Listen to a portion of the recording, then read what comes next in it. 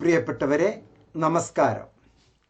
Indira Gandhi national open യൂണിവേഴ്സിറ്റിയുടെയും Sreenarayana ഗുരു open യൂണിവേഴ്സിറ്റിയുടെയും ഏറ്റവും ഗംഭീരമായ ഒരു പ്രോഗ്രാം MA ഹിന്ദിയെ ഒന്ന് താരതമ്യം ചെയ്യുകയാണ് ഈ വീഡിയോയിലൂടെ. MA ഹിന്ദി എന്നുള്ളത് നിങ്ങൾക്ക് ഏറെ തൊഴിൽ ലഭിക്കുന്ന ഒരു പ്രോഗ്രാമാണ്. ഇഗ്നോ കോഴ്സ് എന്നുള്ള വാക്കല്ല, പ്രോഗ്രാം എന്നുള്ള വാക്കാണ് ഉപയോഗിക്കുന്നത്. രണ്ട് യൂണിവേഴ്സിറ്റിയും അതുപോലെ തന്നെയാണ്. ശ്രീനാരായണ ഗുരു ഓപ്പൺ യൂണിവേഴ്സിറ്റിയും ഇഗ്നോയും ഒരേപോലെ തന്നെയാണ്. വേണമെങ്കിൽ നമുക്ക് പറയാം, മഹാറാണിയാണ് ശ്രീനാരായണ ഗുരു ഓപ്പൺ യൂണിവേഴ്സിറ്റിയുടെ മാതാവായിട്ടുള്ള ഇഗ്നോ, രാജകുമാരിയാണ് ശ്രീനാരായണ ഗുരു ഓപ്പൺ യൂണിവേഴ്സിറ്റി. നമുക്കൊരു താരതമ്യം ചെയ്യുകയാണെങ്കിൽ, പക്ഷേ പക്വത, അതുപോലെ തന്നെ ലോക പരിചയം, മറ്റെല്ലാ കാര്യങ്ങളും ചെയ്ത് ശീലിച്ചിട്ടുള്ളത്, അങ്ങനെയുള്ള കാര്യങ്ങൾ നമ്മൾ പരസ്പരം ഒരു ധാരണയോടുകൂടി ഒരു താരതമ്യം ചെയ്താലാണ് ഏറ്റവും നല്ല രീതിയിൽ നിങ്ങൾക്കൊരു കോഴ്സ് അച്ചീവ് ചെയ്യാൻ പറ്റുക. MA ഹിന്ദി ചെയ്യാൻ ഉദ്ദേശിക്കുന്നത് ബഹുഭൂരിപക്ഷം കുട്ടികളും ഇഗ്നോ തിരഞ്ഞെടുക്കാനുള്ള കാരണം, ഒന്ന്, നിലവിലുള്ള ജോലിയുടെ അപ്ലിഫ്റ്റ്മെന്റ്, പ്രൊമോഷന് വേണ്ടി, മറ്റുള്ളതൊക്കെ. ചെറുപ്പക്കാരായിട്ടുള്ളവർ അഡ്മിഷൻ എടുക്കുന്നത് MA ഹിന്ദി ഏറ്റവും നല്ല ഒരു ഡിഗ്രി തനിക്ക് കയ്യിൽ കിട്ടട്ടെ, നല്ല ജോലി സാധ്യതയുള്ള ഒന്ന് കിട്ടട്ടെ എന്നുള്ള അർത്ഥത്തിലാണ് പറയുന്നത്. ഈ വീഡിയോ ലൈവിൽ ഞാൻ വരാൻ കാരണം, താങ്കൾക്ക് ഇതുമായി ബന്ധപ്പെട്ട് ഏത് തരത്തിലുള്ള ചോദ്യങ്ങൾ ഉണ്ടെങ്കിലും ഇവിടെ ചാറ്റ് ബോക്സിൽ ചോദ്യങ്ങൾ ചോദിക്കാം, അതിനുള്ള ഉത്തരങ്ങൾ ഞാൻ തരുന്നതായിരിക്കും. ഈ രണ്ട് യൂണിവേഴ്സിറ്റിയെ താരതമ്യം ചെയ്യുമ്പോൾ, ഒന്ന്, 1985 മുതൽ പ്രവർത്തിച്ചു കൊണ്ടിരിക്കുന്ന അതിഗംഭീരമായ യൂണിവേഴ്സിറ്റി, കോമൺവെൽത്ത് ഓഫ് നേഷൻ 2 പ്രാവശ്യം അവാർഡ് കൊടുത്തിട്ടുള്ള യൂണിവേഴ്സിറ്റി. ഇപ്പോൾ ഈ കൊല്ലം വെച്ച് നോക്കുമ്പോൾ 35.5 ലക്ഷം വിദ്യാർത്ഥിനികൾ അലുമിനി, ഓൾഡ് സ്റ്റുഡൻ്റായി ഉള്ള ഒരു അസോസിയേഷനുള്ള യൂണിവേഴ്സിറ്റിയാണ് ഇഗ്നോ. കഴിഞ്ഞ സെഷൻ മുതൽ 3 മാസം മുതലുള്ള ഒരു സെഷനിലൂടെ മാത്രമാണ് ശ്രീനാരായണ ഗുരു ഓപ്പൺ യൂണിവേഴ്സിറ്റി MA ഹിന്ദിക്ക് അഡ്മിഷൻ എടുത്തുകൊണ്ടിരിക്കുന്നത്. അപ്പൊ ഈ ആദ്യം അഡ്മിഷൻ എടുത്തത് MA മലയാളവും MA ഇംഗ്ലീഷിനും. അതുകൊണ്ട് തന്നെ MA മലയാളത്തിന്റെ ഒരു സ്റ്റുഡൻ്റായി ഞാൻ രജിസ്റ്റർ ചെയ്തിട്ടുണ്ട്. ഞാൻ അതിൽ ഭംഗിയായി പ്രവർത്തിച്ചു കൊണ്ടിരിക്കുന്നു. പക്ഷേ എനിക്ക് യൂണിവേഴ്സിറ്റിയിൽ ചെറിയ ചില പോരായ്മകളായി തോന്നിയിട്ടുള്ളത് ഞാൻ നിങ്ങളുമായി പങ്കുവെക്കുകയാണ്. ഒരു ക്ലിയർ ആയിട്ടുള്ള സത്യസന്ധമായ ഒരു താരതമ്യ പഠനമാണ് ഇവിടെ ഞാൻ ഉദ്ദേശിക്കുന്നത്. ഒരു കോഴ്സ് ഒരാൾ തിരഞ്ഞെടുക്കുമ്പോൾ നമ്മൾ ഉദ്ദേശിക്കുന്നത് 10 കാര്യങ്ങൾ അച്ചീവ് ചെയ്യാൻ കഴിയണം. ഒന്ന്, അതിൽ ഏറ്റവും നല്ല കരിക്കുലം ഉണ്ടായിരിക്കണം, പാഠ്യപദ്ധതി. അതുപോലെ തന്നെ ഏറ്റവും നല്ല സിലബസ് ആയിരിക്കണം. ആ പാഠ്യപദ്ധതി എത്രത്തോളം ഉണ്ടോ അതുപോലെ ക്രമാനുഗതമായി വിദ്യാർത്ഥി കേന്ദ്രീകൃതമായിട്ടുള്ള സിലബസ് ഉണ്ടായിരിക്കണം. മൂന്നാമത്തെ സംഗതി, ടൈം ബൗണ്ടായി ആ കോഴ്സ് തുടങ്ങുകയും ആ പ്രോഗ്രാം അവസാനിപ്പിക്കുകയും ചെയ്യാൻ കഴിയണം. ആ ടൈം ബൗണ്ടായി പൂർത്തീകരിക്കുക എന്ന് പറയുന്നതിൽ pre admission activities, admission activities, post admission activities, ഈ 3 അവിടെ കൃത്യമായി നമുക്ക് ലഭ്യമാകണം. മാത്രമല്ല, അത് ലോകത്തുള്ള അക്സെപ്റ്റൻസിന്റെ, ലോകം അത് സ്വീകരിച്ചത് എത്രത്തോളം എന്ന് നമുക്ക് മനസ്സിലാക്കണം.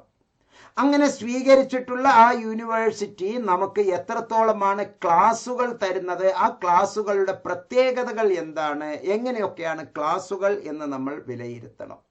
ആ ക്ലാസുകളോടൊപ്പം തന്നെ നമുക്ക് നല്ല രീതിയിൽ സ്റ്റഡി മെറ്റീരിയൽസ് ലഭ്യമാക്കുന്നുണ്ടോ എന്നുള്ളത് നമ്മൾ വിലയിരുത്തണം. അതുപോലെ തന്നെ ആ യൂണിവേഴ്സിറ്റിയിൽ നമ്മൾ അത് ഒരു സ്റ്റഡി സെന്ററിൽ പഠിക്കുമ്പോൾ നമുക്ക് ലൈബ്രറി ഫെസിലിറ്റീസും ക്ലാസുകളും എത്രത്തോളം നമുക്ക് ലഭ്യമാണ് എന്നുള്ളത് വിലയിരുത്തേണ്ടതുണ്ട്.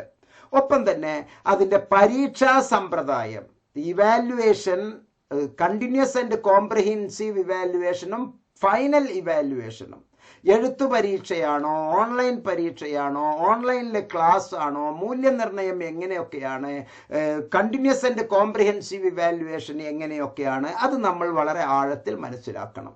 അതുപോലെ ഒഴിച്ചുകൂടാൻ പറ്റാത്ത ഒരു സംഗതിയാണ് അതിലെ ഫീ സ്ട്രക്ചർ എങ്ങനെയാണ് എന്നുള്ളത്. പിന്നെ ആ ഒരു യൂണിവേഴ്സിറ്റിയുടെ ഒരു ഓവറോൾ പെർഫോമൻസ് എന്തൊക്കെയാണ് എന്നുള്ളത്. ഈ രണ്ടും താരതമ്യം ചെയ്യുമ്പോൾ ശ്രീനാരായണ ഗുരു ഓപ്പൺ യൂണിവേഴ്സിറ്റിക്ക് 100-ൽ 20 മാർക്കേ ഞാൻ നൽകുകയുള്ളൂ. 100-ൽ 90 മാർക്ക് നൽകുകയാണ് ഇന്ദിരാഗാന്ധി നാഷണൽ ഓപ്പൺ യൂണിവേഴ്സിറ്റിക്ക്. കാരണം അത് ഞാൻ മാർക്ക് കൊടുക്കേണ്ട കാര്യമല്ല, അതല്ലാതെ തന്നെ ലോകത്ത് ഇന്ത്യയിൽ വിദ്യാഭ്യാസ സ്ഥാപനങ്ങൾക്ക് അവാർഡ് കൊടുക്കുന്നത് അക്രഡിറ്റേഷൻ കൗൺസിൽ ഓഫ് ഇന്ത്യയാണ്. ഈ നാക് എന്ന് പറയും, national assessment and accreditation council.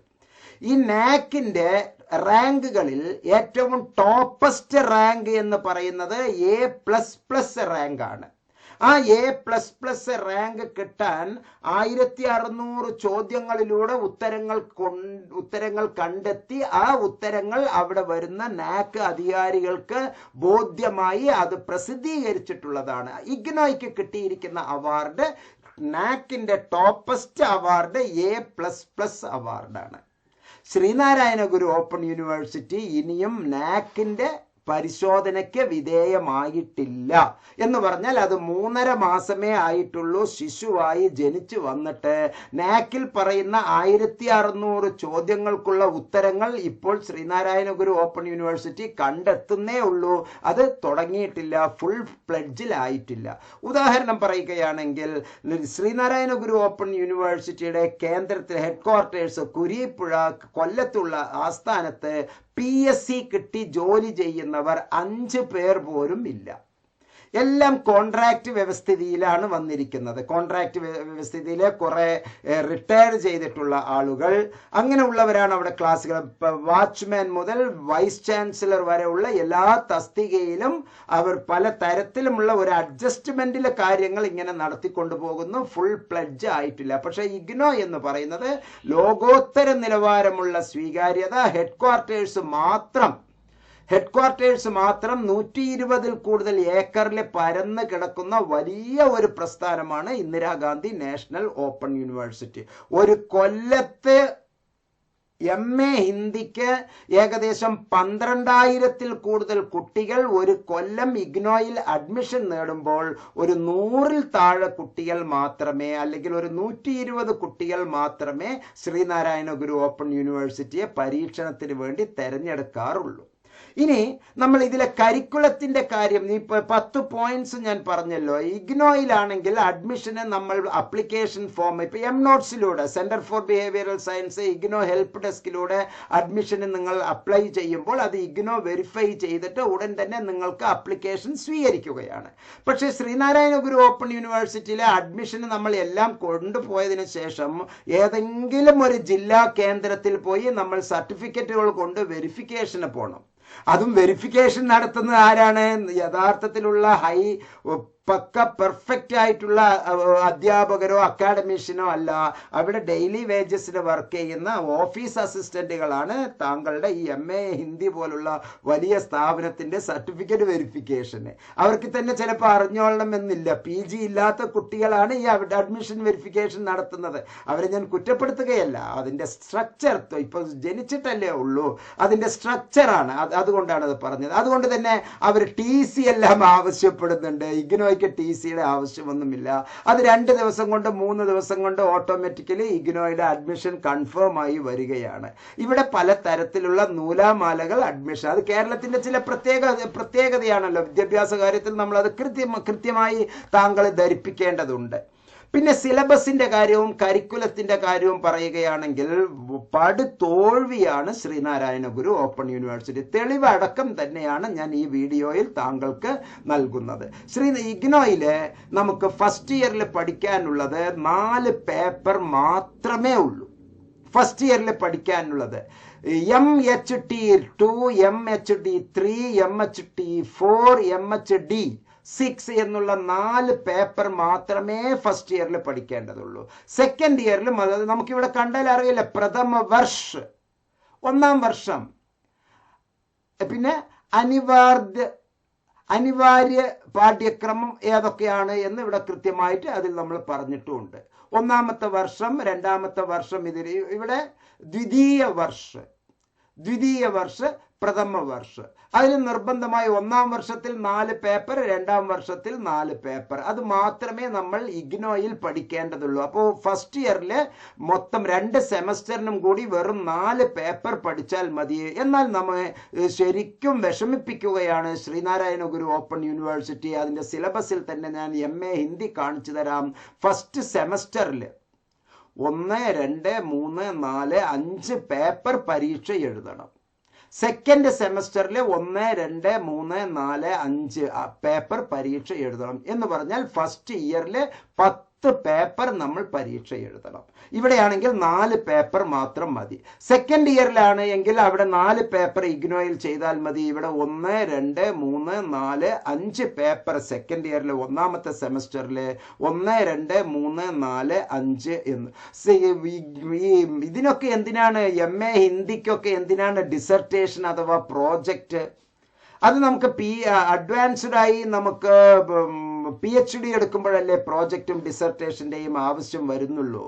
നിങ്ങൾക്ക് അത്രയും ഒരു റെഗുലർ കോളേജുകളിൽ പഠിച്ചു വരുന്ന കുട്ടികൾക്ക് അവർക്ക് വേറെ പ്രത്യേകിച്ച് മറ്റ് ഡ്യൂട്ടീസ് ഒന്നുമില്ല. അവർ ഭംഗിയായിട്ട് അതൊക്കെ ചെയ്തോട്ടെ, കുഴപ്പമില്ല.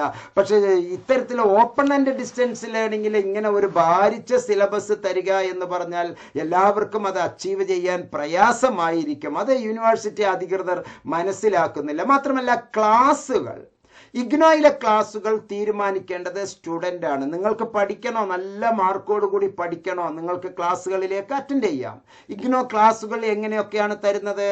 സ്വയം പ്രഭ ചാനലിലൂടെ, ഫേസ്ബുക്ക് ക്ലാസ്സുകളിലൂടെ, യൂട്യൂബ് ക്ലാസ്സുകളിലൂടെ, അതുപോലെ തന്നെ PCP പേഴ്സണൽ കോണ്ടാക്ട് പ്രോഗ്രാമിലൂടെയും ക്ലാസ്സുകൾ തരുന്നുണ്ട്.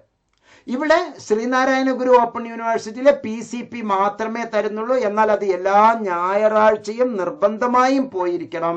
75% അറ്റൻഡൻസ് നിർബന്ധമാണ്. ആലോചിച്ച് നോക്കൂ, ഒരു 50 കുട്ടികളുള്ള ഒരു ക്ലാസ് റൂമിലെ 50 പേരുടെയും ഡെയിലി ഓരോ പീരീഡിലും അറ്റൻഡൻസ് എടുക്കുമ്പോൾ അവിടെ എന്ത് പഠന പ്രവർത്തനം നടത്തുന്നു? രേഖകൾ ശരിയാക്കുന്ന പരിപാടി അവിടെ നടത്തുന്നുണ്ട്, ഭംഗിയായിട്ട് നടത്തുന്നുണ്ട്. കാരണം ഇപ്പൊ തുടങ്ങിയിട്ടല്ലേ ഉള്ളൂ. അതിന് സ്ഥിരമായ ഒരു സ്ഥായിയായ ഒരു അവസ്ഥ കിട്ടണമെങ്കിൽ രേഖകൾ ശരിയാക്കണം.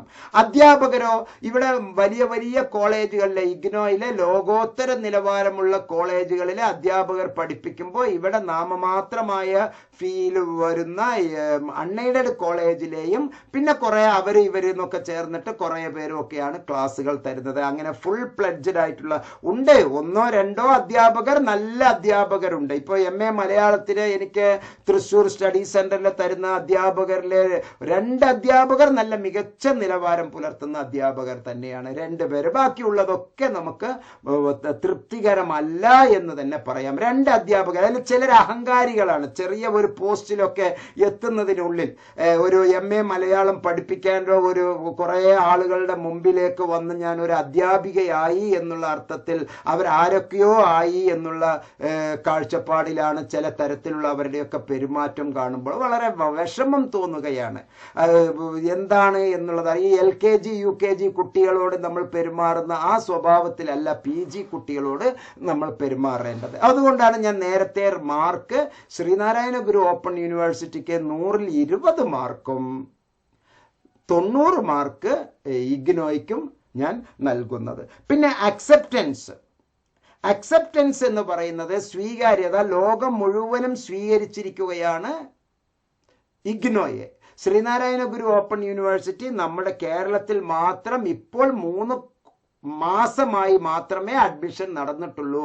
അതിൻ്റെ സ്വീകാര്യതയെ പറ്റി പറയാൻ ഇനിയും ആയിട്ടില്ല. പക്ഷേ വളരെ താഴ്ന്ന നിലവാരത്തിൽ ശ്രീനാരായണ ഗുരു ഓപ്പൺ യൂണിവേഴ്സിറ്റിയുടെ പുസ്തകം കെങ്കേമമാണ് കേട്ടോ.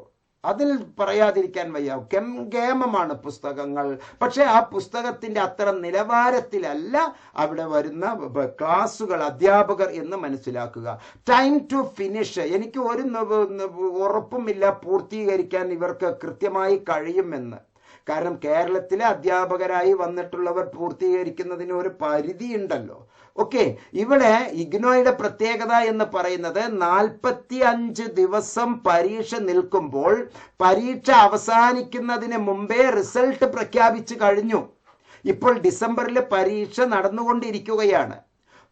ജനുവരി 9-ാം തീയതി വരെ പരീക്ഷയുണ്ട്. പക്ഷെ തുടങ്ങിയ പരീക്ഷയുടെ റിസൾട്ട് പ്രഖ്യാപിച്ചു കഴിഞ്ഞു. ഇപ്പോൾ തന്നെ റിസൾട്ടുകൾ പറഞ്ഞുകൊണ്ടേ ഇരിക്കുകയാണ്. ഒരു 12 അപ്ഡേഷൻ എങ്കിലും റിസൾട്ട്സ് വന്നുകൊണ്ടേയിരിക്കും ഇഗ്നോയുടെ. ഇവിടെ പരീക്ഷ എങ്ങനെ നടത്തണം എന്നുള്ള ഒരു വലിയ ചർച്ചയാണ് നടന്നുകൊണ്ടിരിക്കുന്നത്. മാത്രമല്ല, മൂല്യനിർണയം എന്ന് പറയുന്നത് അസൈൻമെന്റ് എന്നുള്ള ഒരു വലിയ മാന്ത്രികമായ ഒരു സംഭവമാണ് ഇഗ്നോ ചെയ്യുന്നത്. വളരെ നല്ല രീതിയിലാണ്. പക്ഷേ ശ്രീനാരായണ ഗുരു ഓപ്പൺ യൂണിവേഴ്സിറ്റി അസൈൻമെന്റ് എഴുതുകയും വേണം, പിന്നെ രഹസ്യമായിട്ട് ഇന്റേണൽ എക്സാമിനേഷനും നടത്തുന്നു. ഇന്റേണൽ എക്സാമിനേഷന് വൈവാ ഓസിയും ഉണ്ട്. വൈവാ ഓസി എന്ന് പറഞ്ഞാൽ തന്നെ എന്താണ്? പഠനം ഒരു ഭാഗത്തായിരിക്കും, ചോദ്യോത്തരങ്ങൾ അവിടെ വേറെ. അണ്ടർ ക്വാളിഫൈഡ് ആയിട്ടുള്ള അധ്യാപകരുടെ വൈവാ ഓസി ജീവിതത്തിൽ നടത്തിയിട്ടില്ലാത്തവരാണ് ഇവിടെ വന്ന പരീക്ഷ നടത്തുന്നത്. റെഗുലർ ക്ലാസ്സിലെ കുട്ടികൾക്ക് MA ഫസ്റ്റ് ഇയറിന് വൈവാ ഓസി ഉണ്ടോ? ഒരിക്കലുമില്ല. അവിടെ കുട്ടികളെ വേറെ എന്തൊക്കെയോ കാര്യങ്ങളാണ് അവിടെ നടക്കുന്നത്. ആ കോൺസെപ്റ്റിലാണ് നമുക്കിവിടെ വൈവാ ഓസി, ഇന്റേണൽ ഇവാലുവേഷൻ എന്നൊക്കെ പറഞ്ഞിട്ട് തരുന്നത്. അപ്പോൾ സ്വാഭാവികമായും നിങ്ങൾ ഉണർന്ന് പ്രവർത്തിക്കുക. ഇഗ്നോയിലെ ലൈബ്രറി ഫെസിലിറ്റീസ് ഉണ്ട്. ഫീസ് നാമമാത്രമായ ഫീസ് മാത്രമേ ഇഗ്നോയിലുള്ളൂ. ഓവറോൾ പെർഫോമൻസ് A++ ഗ്രേഡ് ആണ്. ലോകം മുഴുവനും അംഗീകരിക്കുന്ന കരിക്കുലമാണ്. ടോപ്പാണ് ഇഗ്നോ നമുക്ക് നൽകുന്നത്. ശ്രീനാരായണ ഗുരു ഓപ്പൺ യൂണിവേഴ്സിറ്റിയേക്കാൾ ഒരു 100 മടങ്ങ് ഗുണപ്രദമാണ് ഇഗ്നോയിലെ. ആകെ 4 പേപ്പർ ഫസ്റ്റ് ഇയറും 4 പേപ്പർ സെക്കൻഡ് ഇയറും മാത്രം പഠിച്ചാൽ ഇഗ്നോയിലൂടെ നമുക്കൊരു MA ഹിന്ദി എടുക്കാം. പക്ഷേ ഇവിടെ ഫസ്റ്റ് ഇയറിലെ 10 പേപ്പറും സെക്കൻഡ് ഇയറിലെ 14 പേപ്പറും 24 പേപ്പർ നമ്മൾ പഠിക്കേണ്ടതുണ്ട്. 8 എവിടെ കിടക്കുന്നു? 24 എവിടെ കിടക്കുന്നു? പ്രിയപ്പെട്ടവരെ, ഞാൻ ഈ വീഡിയോ സമർപ്പിക്കുകയാണ്. എല്ലാ നന്മകളും നേരുന്നു. നന്ദി, നമസ്കാരം, ജയ് ഹിന്ദ്.